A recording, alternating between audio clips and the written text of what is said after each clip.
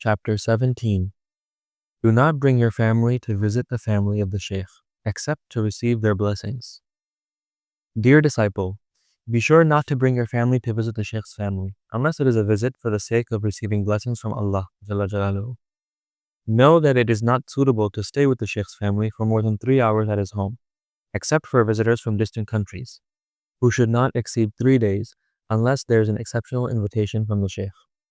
In the presence of the Shaykh and his family, visitors should not laugh, talk, or eat excessively, nor be too restless when leaving and entering. On the contrary, they must be modest, reserved, and help out with tasks. Now that you have learned these few points of etiquette, look how much the boundaries of decorum towards the Shaykh and his family are violated. Dear disciple, just observe the weekly Friday gathering. There are children who are there for more than 3 hours, people regularly coming and going throughout the Zawiyah, shouts, noises, and jostling about, even as the Shaykh is giving a lesson in front of the disciples. See how far the limits have been transgressed? Know that the behavior and lack of decorum of the children is not their responsibility, but the burden of their parents. And what a burden. Perfect the education of your children and prepare them for these etiquettes. If this is not possible, they should not accompany you on your visits. The Shaykh's family and children are a part of him. Therefore, they should be more precious in your heart than even your own children. When you visit the Zawiyah, make sure to bring them gifts. If, on the other hand, the Shaykh's family offers you or your family a gift, refuse it with modesty, so that your intention remains pure and your visit remains for Allah alone. Do not hesitate, therefore, dear beloved, to be generous towards them and move away from the temptations of your lower self, which commends you to evil. Your lower self would like to encourage you to be stingy and not bring them anything. Rather, you should show the love you have for your Shaykh.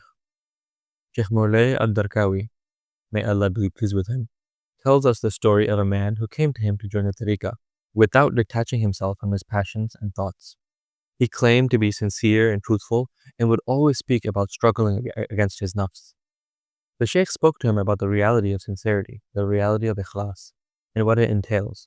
However, the disciple objected, claiming that he saw no secret of ikhlas and that he had indeed realized this.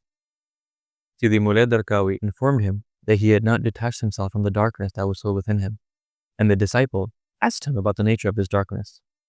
The Shaykh related this story. Allah had given you 6 silver coins when a man came to you to request them. Full of pride, you imagined you were better than him, and you became miserly by refusing his request. The disciples only saw in you a poor man, you who constantly spoke of poverty, while the Shaykh sees other realities. When the disciple heard these words, he left and never wanted to come back. He prepared his belongings and fled to the Hijaz. Once there, a band of thieves accosted him. He had in his possession 10 ounces of silver, around 500 euros.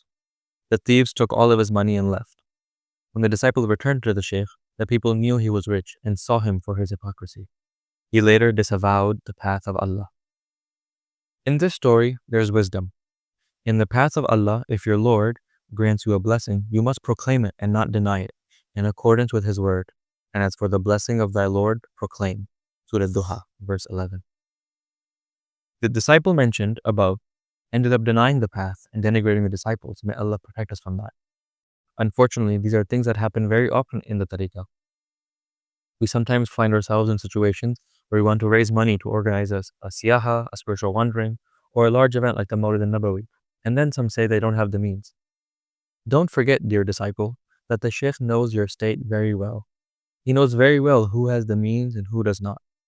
And if you find yourself in this situation, the Shaykh will say absolutely nothing to you. He will not even criticize you. On the contrary, he will even offer to help you. As for the money that you prefer to hold on to, know that you will lose it anyway, because what you refuse to Allah, He will take it back from you. Have no doubt about that. It is astonishing to see people who claim with their tongues to seek the renunciation of their nafs, while they are unable to let go of even one thing in their hands. In conclusion, the visitor, in addition to the required etiquettes, should bring gifts for the Shaykh's children and refuse any gift from the Shaykh's family, so that his visit is not oriented towards anything other than God. The true miracle is not to turn a stone into water or to fly in the air, but rather to draw out the divine knowledge, the ma'rifah, from these hearts.